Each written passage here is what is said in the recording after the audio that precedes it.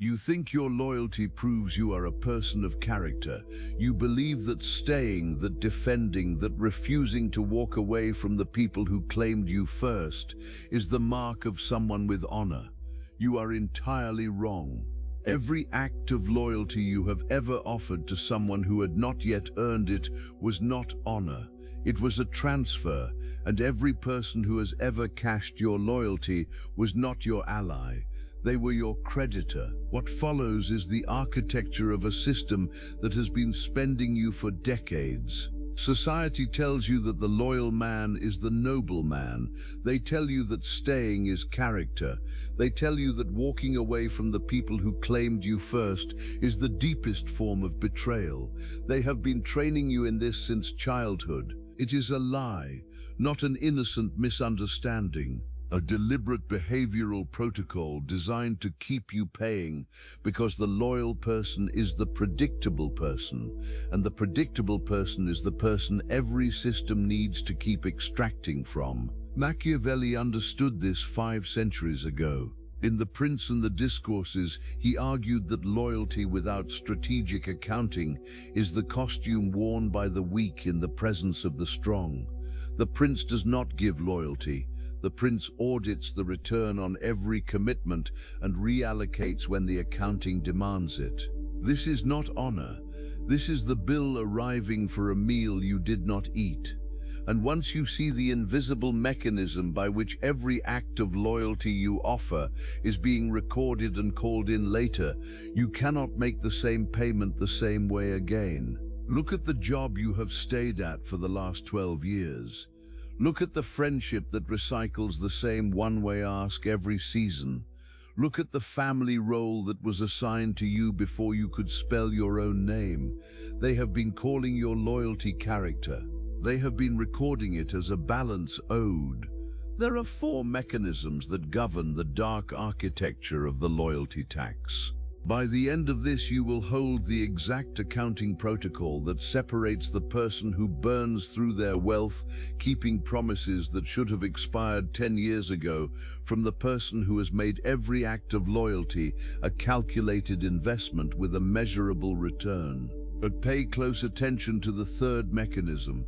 It is the mechanism operating in your own family right now, the one your closest relatives have been using on you, often without knowing they were using it, since you were old enough to feel guilt. Once you understand it, you will recognize the contract you never signed and never agreed to. If you are tired of being the person whose loyalty is taken for granted by people who would never extend the same loyalty to you, what follows is the architecture of total wealth sovereignty. The loyalty tax.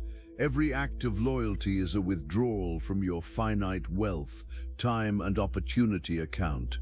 Loyalty without strategic accounting is the single largest invisible tax the average person pays across their working life. Kahneman and Amos Tversky documented the underlying distortion in 1979. The mind weighs losses heavier than gains by roughly a factor of 2. Loyalty is the asset class where the mind is most vulnerable to this distortion. Every year you have spent in the same job, the same friendship, the same family role becomes the evidence used to argue that you cannot leave. Then there is reciprocity bias. Robert Cialdini identified it in his book Influence in 1984. When someone extends what looks like loyalty, your brain registers an unpaid debt and pushes you to repay it, often against your own interests, often by spending resources you cannot afford to lose. Every act of staged loyalty engineered by the people around you is engineered against this exact mechanism. They give a token, and your brain volunteers your most expensive resource in return. Think of your loyalty like a vault. Every withdrawal is permanent. Every hour you spend defending someone who has not earned the defense, every favor you grant to someone who would not grant it back, every year you stay in a relationship that stopped serving you is a deposit into a vault that pays no interest. And the people who count on your loyalty for sport understand this even if they could never name it. They are not your friends, they are your accountants. Consider Hernan Cortés in 1519. He had landed on the coast of what is now Mexico, with a small force of Spanish soldiers, facing a mainland of empires whose military strength dwarfed his own. His men were loyal to one option his strategy could not afford: retreat. The night before the march inland, Cortés ordered the ships destroyed. The act has been romanticized for 5 centuries. The act was applied disloyalty to the option of retreat, manufactured at the level of the entire force. By eliminating the loyalty his men felt toward the safe path back, he created the strategic conditions for the path forward. He did not negotiate with their loyalty, he destroyed its target. This is the exact same mechanism operating in your life right now. He did not negotiate with their loyalty, he destroyed its target. The man who manages his loyalty is the man who decides where, to whom, and at what rate it is finally paid. The man who pays his loyalty on every demand is the man whose loyalty can be steered by anyone willing to play the right note. You must stop confusing the discomfort of withdrawing loyalty with betrayal. The discomfort is the system noticing that the payment did not arrive on time. The discomfort is the signal that the cathedral you have been funding for years has just been denied its scheduled contribution, and it is responding the way every starving organism responds. It is escalating to see if you can still be made to feed it, but the tax is only the entry mechanism. What happens inside the cathedral every previous payment has built is a far more dangerous extraction system. And once you see it, you will understand why walking away from a long loyalty feels infinitely harder than walking away from a short one, and why that asymmetry has been costing you decades. You now understand the external cost. Every act of loyalty is a withdrawal from a finite vault. But the vault is only the entry point. There is a second mechanism that operates inside every previous payment you have already made. And it is the reason the people closest to you have not just learned to extract your loyalty. They have built their entire emotional and financial regulation around the predictability of your next payment. It has nothing to do with sentimentality. It has everything to do with a cathedral most people never see. The Sunk-Cost Cathedral. Every year of loyalty you have already paid becomes a stone in a cathedral the system builds out of your past payments. The cathedral is the argument the system uses to keep you paying. Walking away from a 1-year loyalty is easy. Walking away from a 20-year loyalty feels physically impossible, not because the next year would be more valuable than walking away, but because the 20 already spent years feel like they will be wasted if the next one is not paid. Arkes and Blumer documented this in 1985. They called it the sunk-cost fallacy. Decisions are systematically distorted by costs that have already been paid and cannot be recovered. The longer you have been loyal, the more the mind argues that walking away wastes the paid years. The mind is wrong. The paid years are gone regardless of what you do next. Walking away does not waste them. Staying adds new years to the same pile. Does this sound cruel? Good. Richard Thaler documented a second distortion in 1980. He called it the endowment effect. People demand more compensation to give up something they already possess than they would have paid to acquire it. Loyalty is the asset class where this distortion is most lethal. The longer you have been loyal, the more compensation your mind demands in exchange for walking. The cathedral becomes the receipt, and the receipt feels heavier than the next year of your life. Machiavelli understood this in 1513.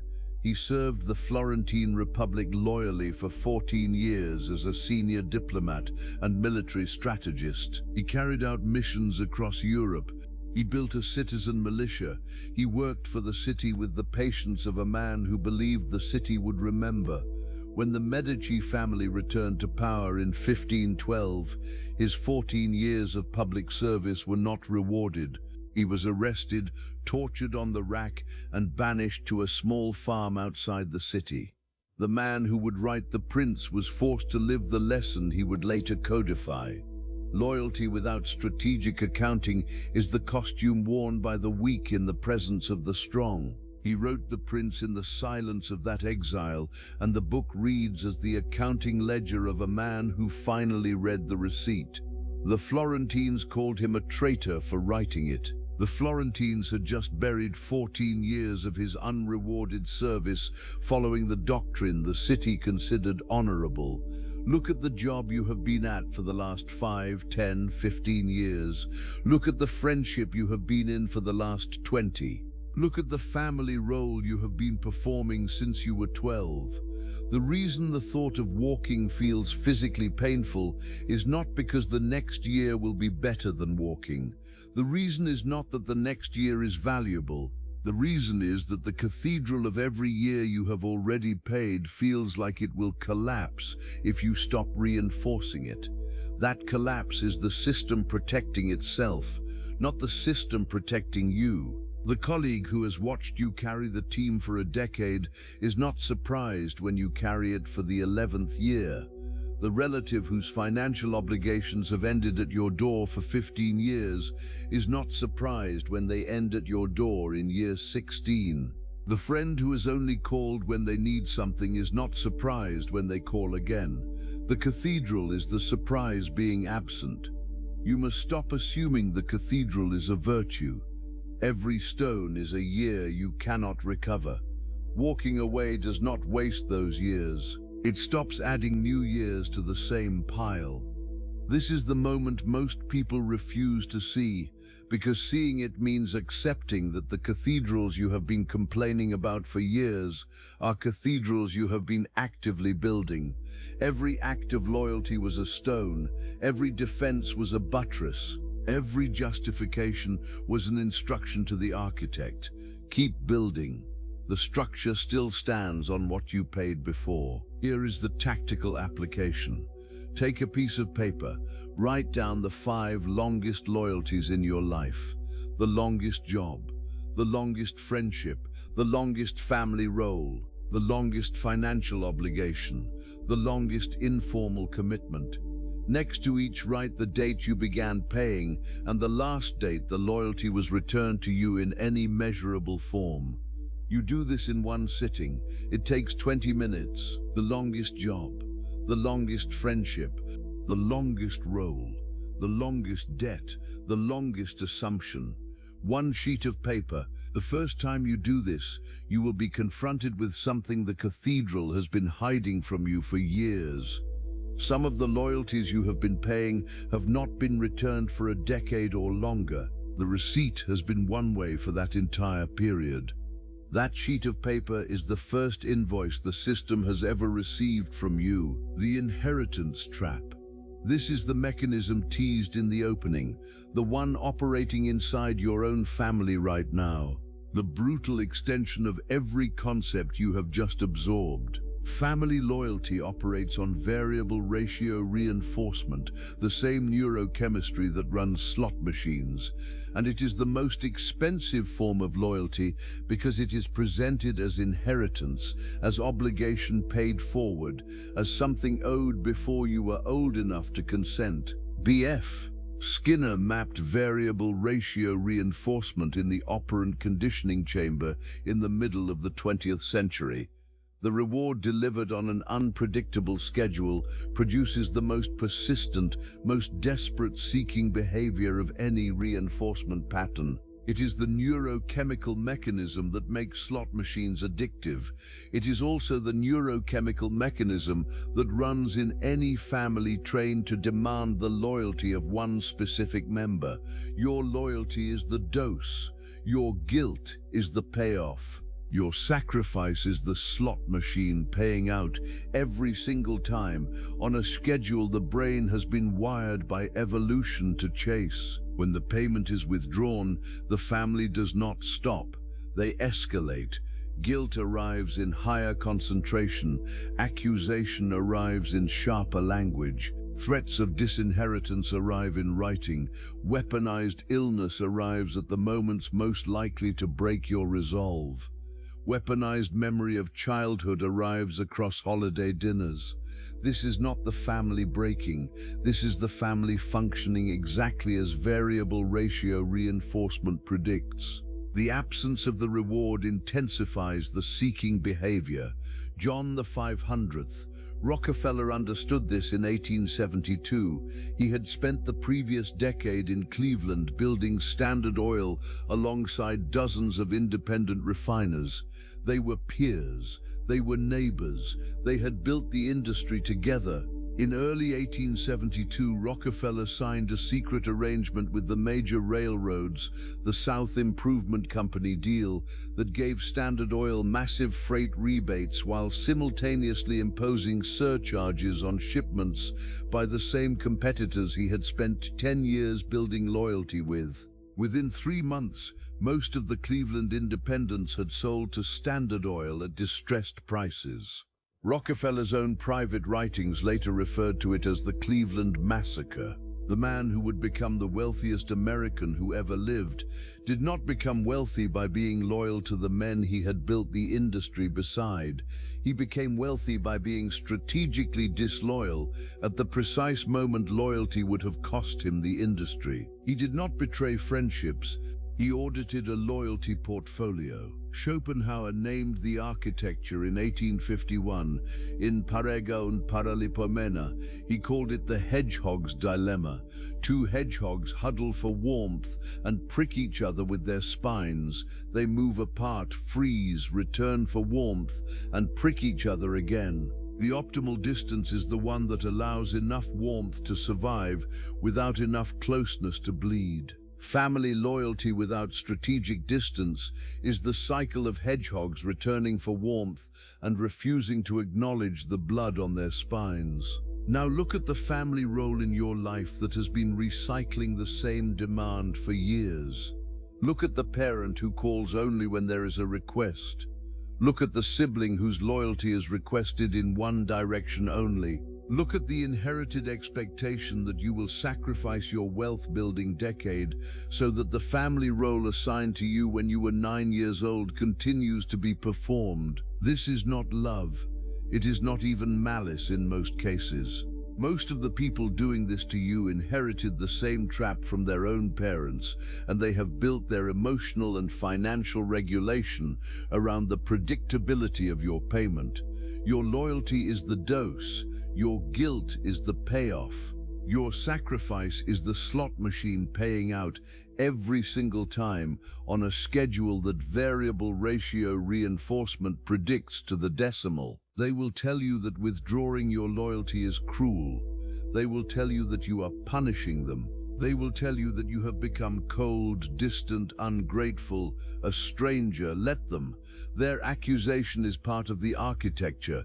The one thing the system cannot tolerate is the removal of the payment it was built to extract. Their objection is not evidence that you are wrong. It is evidence that you have finally cut the cable. We have exposed the tax. We have measured the cathedral. We have identified the inheritance trap operating in your closest relationships. Now we arrive at the final mechanism. The state that once installed removes you permanently from the cathedral. The state that turns every loyalty you do extend into a calculated investment and every loyalty you withhold into a clear, conscious decision. The strategic selection. When you stop paying the loyalty tax, you do not become disloyal. You become deliberate. Marcus Aurelius in the Meditations returned again and again to the discipline of choosing which obligations the rational soul would honor and which it would release. The Stoic discipline he and his teachers called apatheia is one of the most misread concepts in philosophy. It does not mean apathy. It does not mean coldness. It does not mean the absence of loyalty. Apatheia is not the absence of loyalty. It is the absolute mastery of which loyalties receive the soul's resources. The Stoic does not stop feeling the pull of obligation. The Stoic chooses with deliberate precision whether the obligation is permitted to spend any of the resources the day has allotted. Apatheia applied to loyalty means that every act of fidelity becomes expensive. You no longer extend it as the price of social participation. You release it only when the recipient has demonstrated the willingness to extend it back on terms you have measured, on a timeline that serves your next move, not theirs. You must understand what you are becoming. The strategic selector is not a person who never gives loyalty. The strategic selector is a person whose loyalty costs the room something to receive, because the silence beneath it has trained the room to recognize when fidelity has been earned and when it has not. When you operate from this state, every relationship in your life is reassessed on its current accounting, not on its historical balance. The friendships that have returned the loyalty you extended deepen. The friendships that have not dissolve. The family roles inherited at birth are renegotiated in the open. Some relationships will survive the audit, some will not. The ones that survive are the ones worth the loyalty you give them. This is the master architecture you walked into this video to find. Loyalty is currency. Cathedrals are built out of every payment you have ever made. The people closest to you have built around the predictability of your next contribution, and the state that removes you from the entire transaction is the one most people refuse to enter. They would rather pay the tax to a family that has not earned the payment than face the silence that follows a renegotiation. They would rather be the loyal son or daughter or partner of a system that is extracting from them than be the strategically selective adult of a system that respects them. They would rather be loved for their predictable payment than be respected for their measured selection. They will call you cold, they will call you transactional, they will call you ungrateful. Let them. Their misunderstanding is the price of admission to a wealth psychology operating system that 99 out of 100 people will never install. You walked into this convinced that every act of loyalty you extended was honor on display. You now see that every act of loyalty was a withdrawal from a vault you had not been told you owned. You walked into this confident that staying was virtue. You now see that staying was the dose, and you have been the supplier. You see the tax, you see the cathedral. You see the inheritance trap operating in the rooms where you spend the most hours of your life. The veil cannot be pulled back over your eyes. You cannot unrecognize the architecture once you have named it. You cannot unsee the accounting once the accounting has been done. The question is the binary choice. Are you going to keep funding the cathedral? Are you going to keep feeding the family role assigned to you before you were old enough to consent because you have not yet recognized that the only currency the system cannot run on is the loyalty you choose to withhold? Or are you going to install the protocol, accept the cost, and become the person whose selection reorganizes every room they enter? Most people will close this video and go right back to paying. They will prefer the familiar exhaustion of being the dose. They will give their loyalty tomorrow. They will inherit the trap next week. They will keep funding the same people who have been spending it for them, and they will call it being a good son, a good daughter, a good friend, a good colleague. The chains are off. The architecture has been named. You can never again extend loyalty to anyone without knowing exactly what is being extracted. The only question remaining is what you will do the next time the demand arrives. And the demand will arrive. It always does. Most people will scroll to the next video. They will absorb the theory and return to the noise. They will keep paying the loyalty tax, keep building the cathedral, keep performing the family role they were assigned before they could spell their own name. They will give tomorrow. They will sacrifice next week. They will hand their wealth to the same hands that have been spending it for them, and they will call it being a good person. But somewhere in your life is another mind that should see this. the one who has been paying the same invisible tax to a system that was never reciprocating, the one who has been performing the role for so long they have forgotten there is a body underneath it, the one whose loyalty has been bleeding out into rooms that were never going to bleed back. Send this to them. Some debts are owed to minds like yours. The frequency has been sent from MindCrypt. Those who can receive it will find the next transmission. Those who cannot will return to the noise. The question is simply which one you are.